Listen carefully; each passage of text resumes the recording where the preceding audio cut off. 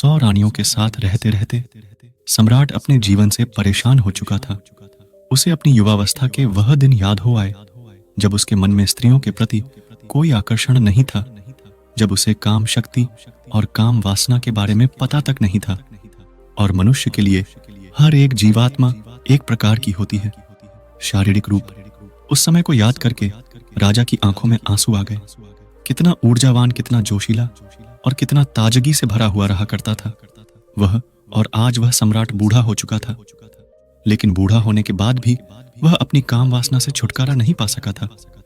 यूं तो उसने हजारों युद्ध जीते थे, लेकिन अपने मन पर वह आज तक विजय प्राप्त नहीं कर पाया था। अपनी काम वासना के सामने उसने अपने घुटने टेक दिए थे। अब तो सम्राट को चिंता होने लगी थी, क्योंकि वह बूढ़ा हो चुका था और किसी भी वक्त उसकी मृत्यु हो सकती थी। लेकिन मृत्यु को अपने सामने देखकर, जहां पर लोग मोक्ष और मुक्ति की बातें सोचते हैं, वहीं पर वह सम्राट काम वासना के विचारों से घिरा रहता था। 100 रानियां थीं, उसकी एक से बढ़कर एक हसीन, और हर रानी के साथ उसने बच्चे भी पैदा किए थे। इतना काम भोगने के बाद भी उसका मन छटपटा आता क्यों है? क्यों उसमें अब भी अश्लील विचार आते रहते हैं? सम्राट सोच में पड़ गया कि क्या मरने के बाद भी यह काम वासना का बोझ मैं अपने साथ लेकर यहां से जाऊंगा? सम्राट आत्मा के सिद्धांत को मानने वाला था, इसीलिए उसने सोचा कि अगर मैंने अपनी काम वासना से अभी छुटकारा नहीं पाया तो मेरी आत्मा ना जाने कब तक यूं ही भटकती रहेगी। मुझे अपनी आत्मा को मुक्त करने के लिए इन काम वासना के विचारों को यहीं पर छोड़ देना होगा। सम्राट दिन रात इसी चिंता में डूबा रहता था कि किस प्रकार मैं अपनी काम वासना से छुटकारा पा सकता हूं। और इसीलिए एक दिन उसने अपने राजमहल में सभी विद्वानों की एक सभा बुलाई। स्वाभाविक रूप से सभा में चर्चा का विषय काम वासना ही रखा गया था। सम्राट ने अपने मंत्री से पूरे नगर में घोषणा करवा दी थी कि जो भी विद्वान राजा के मन को संतुष्ट कर पाएगा वह पूरे जीवन काल के लिए राजा का सलाहकार बनकर रहेगा। इसीलिए नगर के सारे विद्वानों में एक होड़ लग गई थी। मंत्रिमंडल के द्वारा तय किए गए दिन नगर के सारे विद्वान राजमहल में पहुंच गए। कोई अपने हाथ में वेद लिए हुए था तो किसी के हाथ में उपनिषद थे। ज्यादा विद्वान राजा को वेद और उपनिषदों के माध्यम से संतुष्ट करना चाहते थे। सभा में तर्क वितर्क शुरू हुए। सम्राट ने सबसे पहले सवाल पूछा कि ब्रह्मचर्य का असली मतलब क्या होता है। कुछ विद्वानों ने जवाब दिया कि जिस इंसान ने अपने जीवन में कभी भोग नहीं किया होता वही असली ब्रह्मचारी होता है। दूसरे विद्वानों ने इस बात का विरोध करते हुए बताया कि हो सकता है किसी इंसान ने भोग किया हो, लेकिन वर्तमान में अगर वह भोग का त्याग कर चुका है तो वह भी ब्रह्मचारी ही कहलाता है।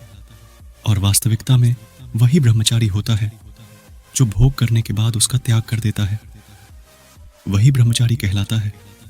सम्राट को किसी विद्वान के उत्तर से संतुष्टि नहीं हो रही थी और इधर विद्वान आपस में तर्क वितर्क करने पर लगे हुए थे। कुछ ही देर में वहां पर एक बहुत ही अनूठा विद्वान पहुंचा। वह अपने साथ बेहद खूबसूरत 2 युवतियों को लिए हुए था। उस विद्वान ने वहां पहुंचते ही पहले तो देरी से आने के लिए सम्राट से क्षमा मांगे। उसको देखकर बाकी के सब विद्वान हंसने लगे। एक विद्वान ने सभा में खड़े होकर कहा कि जो इंसान खुद काम वासना से ग्रस्त हो वह दूसरे को काम वासना से छुटकारा कैसे दिला सकता है। इस पर इस विद्वान ने मुस्कुराते हुए उससे पूछा कि तुम्हें ऐसा क्यों लगता है कि मैं काम वासना से ग्रस्त हूं। उस विद्वान ने कहा कि तुम हमें अंधा समझते हो, क्या हमें बेवकूफ समझते हो? तुम यहां राजमहल में 2 युवतियों के साथ प्रवेश कर रहे हो, इसका मतलब क्या होता है? इसका अर्थ तो सीधा सीधा यही है कि तुम एक काम वासना से ग्रस्त आदमी हो। क्या मैं गलत कह रहा हूं? उस विद्वान ने मुस्कुराते हुए जवाब दिया कि महाश, जिन युवतियों की तुम बात कर रहे हो वह दोनों मेरी बहनें हैं और वह भी मेरी ही तरह काम वासना की गहरी समझ रखती है। इस विद्वान ने सम्राट को संबोधित करते हुए कहा कि हे राजन, असली ब्रह्मचारी वही होता है जिसकी नजरों में एक पुरुष और एक महिला का अंतर हट गया हो। जब किसी इंसान की काम वासना खत्म हो जाती है, जो पूर्ण रूप से ब्रह्मचारी हो जाता है, उसके लिए सभी का शरीर एक इंसान का शरीर होता है। उसके अंदर किसी महिला को देखकर काम वासना के विचार उठना तो दूर, वह तो भेदभाव भी नहीं कर पाएगा। कि यह एक महिला है, उस ब्रह्मचारी से वह उनमें कभी भी भेद नहीं करेगा। उस विद्वान ने आगे बताया कि जो भी विद्वान यहाँ सभा में उपस्थित हैं, उन सभी को मेरे साथ यह 2 युवतियां दिखी तो यह तो स्पष्ट हो गया कि यहाँ पर कोई भी असली ब्रह्मचारी का मतलब या अर्थ नहीं समझता है। सम्राट को यह विद्वान बड़ा ही अनूठा लगा। उसने ना तो कोई वेद पढ़े, ना कोई उपनिषद का ज्ञान दिया। वह तो वही बता रहा था जो स्वाभाविक रूप से आदमी की समझ में आता है। इसीलिए सम्राट ने प्रभावित होकर अगला सवाल पूछा कि आखिर एक इंसान को ब्रह्मचर्य का पालन करने की क्या जरूरत है? जब वह भोग करके जीवन का आनंद उठा सकता है तो वह क्यों ब्रह्मचर्य का पालन करे? इस पर उस विद्वान ने सम्राट से एक सवाल किया। उसने पूछा कि सम्राट, मुझे एक बात बताओ कि एक पेड़ ज्यादा ताकतवर होता है या फिर एक बीज? सम्राट ने उत्तर दिया कि एक पेड़ एक बीज से ही तो जन्म लेता है, तो इस प्रकार तो एक बीज एक पेड़ से ज्यादा ताकतवर हुआ। विद्वान ने बताया कि सम्राट, इसी प्रकार हमारे शरीर में भी काम शक्ति रूपी भी बहुत सारे बीज होते हैं। उनमें असीम ऊर्जा होती है जो हमारे लिए आनंद का स्रोत पैदा करते हैं। लेकिन काम वासना में ग्रस्त होकर हम अपने काम शक्ति रूपी बीजों को यूं ही नष्ट करते रहते हैं, बर्बाद करते रहते हैं। और उन बीजों के नष्ट, लेकिन वहीं पर अगर आपका लक्ष्य स्पष्ट है तो आप अपना पूरा ध्यान अपने लक्ष्य को पूरा करने में लगाएंगे, ना कि भोग करने में। सम्राट, तुमने सुना होगा, एक कहावत बहुत पुरानी है कि खाली दिमाग शैतान का घर होता है। इसीलिए एक इंसान को अपने जीवन का लक्ष्य स्पष्ट दिखाई देना चाहिए।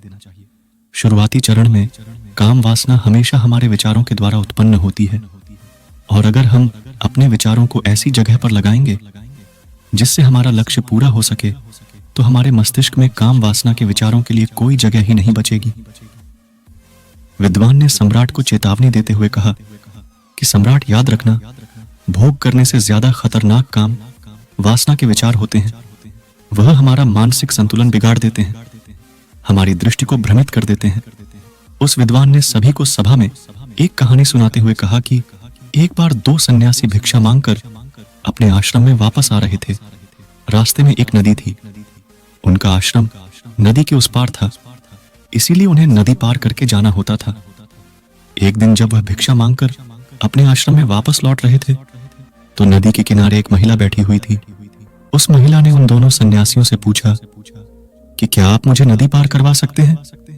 उनमें से एक संत ने तो छूते ही मना कर दिया। उसने अपने मन में सोचा कि मैंने तो ब्रह्मचर्य का व्रत ले रखा है, भला मैं किसी स्त्री को छू कैसे सकता हूं? दूसरे सन्यासी ने मुस्कुराते हुए उस महिला को अपने कंधे पर बिठा लिया और अपने कंधे पर बिठाकर उसने उसे वह नदी पार करवा दी। यही बात उस दूसरे सन्यासी को अखर गई।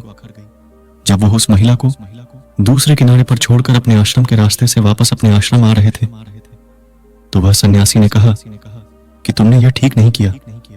तुम्हें उस महिला को अपने कंधे पर नहीं बिठाना चाहिए था। तुमने उसे वह नदी पार करवा कर बहुत बड़ी गलती की है। इसीलिए मैं तुम्हारी शिकायत गुरुजी से करूंगा। उस सन्यासी ने हंसते हुए कहा कि मैं तो उस महिला को कब का अपने कंधे से उतार चुका हूं, लेकिन शायद तुम उसे अपने दिमाग में से अभी तक नहीं उतार पाए हो। सभा में उपस्थित सभी लोग उस विद्वान की यह कहानी बड़े ध्यान से सुन रहे थे। आखिर में विद्वान ने सबको बताया कि सम्राट, उसी तरह हम भी अपने मन पर न जाने कितने बोझ लेकर चलते रहते हैं। कामुक विचार हमारे मन को उसी प्रकार मैला करते रहते हैं जिस प्रकार सिर्फ एक गंदा नाला पूरी नदी को मैला कर देता है। अगर तुम जीवन में आनंद चाहते हो, ऊर्जा से भरा हुआ महसूस करना चाहते हो, तो अपने मन के लिए पवित्र विचारों का रास्ता बनाओ। उस विद्वान ने आखिर में सबसे महत्वपूर्ण सीख बताते हुए कहा कि जीवन में अगर किसी भी वस्तु का होश पूर्वक भोग किया जाए तो मन उसकी अनित्य समझ लेता है। मन समझ लेता है कि यह वस्तु हमें हमेशा के लिए आनंद नहीं दे सकती। हमें परमानंद के लिए कोई और रास्ता चुनना होगा। और जब मन इन बातों को समझने लगता है तो अपने आप ही उसमें से काम वासना के विचार विलीन होने लगते हैं। इसीलिए होश में रहकर वस्तुओं का भोग करना सीखो, जिससे तुम उनकी अनित्य समझ सको। यह सुनकर सम्राट ने प्रश्न किया कि होश भोग भोगने से आपका मतलब क्या है? इस पर उस विद्वान ने सम्राट को समझाते हुए उत्तर दिया कि जिस मनुष्य का चित्त एक काम में पूरी तरह से नहीं लग पाता है, वह किसी भी कर्म को परिपूर्णता में नहीं कर पाते हैं। इसीलिए उस कर्म का फल हमें पूरी तरह से नहीं मिल पाता है। उदाहरण के लिए, जब एक मनुष्य किसी दूसरे मनुष्य को दान देता है, तो दान देते वक्त उसका मन किसी लक्ष्य की प्राप्ति के लिए सोच रहा होता है। उसी प्रकार जब कोई आदमी भगवान से प्रार्थना करता है, तो वह उनकी पूरे चित्त से भक्ति भाव से आराधना करने की बजाय वह अपनी इच्छा प्राप्ति के लिए प्रार्थना कर रहे होते हैं। सम्राट, तुम खुद सोचो, अगर कोई मनुष्य पूरे चित्त से कोई कर्म करता ही नहीं, तो उसे उस कर्म का पर्याप्त फल कैसे प्राप्त होगा? यह तो असंभव सी बात लगती है। सम्राट, जो जीवन में घटित हो रहा है उसे घटित होने दो, और आखिर में यही तुम्हें अंतिम सत्य तक पहुंचा देगा। लेकिन जो कुछ भी घटित हो रहा है उसमें तुम अपना पूरा चित्त लगाओ। पूरा चित्त लगाओगे तो तुम्हारा ध्यान वहां पर लगेगा, और जब तुम्हारा ध्यान वहां पर लगेगा तो वही काम होश पूर्वक होने लगेगा। जागते हुए कोई कर्म करने से बाद में पश्चाताप हो ही नहीं सकता। पश्चाताप तभी होता है जब हम सोए सोए कोई काम करते हैं, और उसी प्रकार हम सोए सोए ही सोचते रहते हैं कि हमें काम वासना से छुटकारा पाना है। लेकिन यह सब संकल्प आदमी सोते सोते ही लेता है। जागृत अवस्था में संकल्प लेने की जरूरत ही नहीं पड़ती, क्योंकि खुली आंखों से जागते हुए कोई मनुष्य गलती कर ही नहीं सकता। इसीलिए काम वासना से छुटकारा पाने की बजाय यह सोचो कि तुम उसे होश पूर्वक जागते हुए कैसे भोग सकते हो, और एक बार जब तुम उसका होश पूर्वक भोग कर लेते हो, तो उसके बाद तुम्हें खुद ही महसूस होगा कि यह कर्म तुम्हारे अंदर क्या बदलाव ला रहा है। अगर वह तुम्हारे अनुसार सही नहीं होगा, तुम्हें गलत लगेगा, तो तुम उसे वैसे ही छोड़ दोगे। तुम्हें संकल्प लेने की जरूरत ही नहीं पड़ेगी। लेकिन होश की स्थिति तक पहुंचने के लिए तुम्हें ध्यान का मार्ग अपनाना होगा। ध्यान करने से ही आदमी की निद्रा टूटती है। वह जागृत अवस्था में आता है, और जब वह जागृत अवस्था में आता है तो उसका चित्त एक काम पर पूरी तरह से लगने लगता है, और उसके बाद होश पूर्वक उस कर्म को करने के बाद उस कर्म की अनित्य को हमारा मन अपने आप समझने लगता है। विद्वान ने अपनी बात को और गहराई से समझाते हुए समझाया कि सोए हुए इंसान को तो रास्ते पर पड़ा हुआ सांप भी दिखाई नहीं देता। वह भी उसे तब पता चलेगा जब वह सांप पर पैर रख देगा। और इसी प्रकार तो हर इंसान कार्य करता है। जब वह रास्ते पर चलता है तो अपने विचारों में, अपनी भविष्य की योजनाओं में उसका मन हमेशा उलझा रहता है। उसका ध्यान अपने चलने पर तो होता ही नहीं है, तो पर कहां से होगा? यह सब लक्षण एक सोए हुए मनुष्य के होते हैं।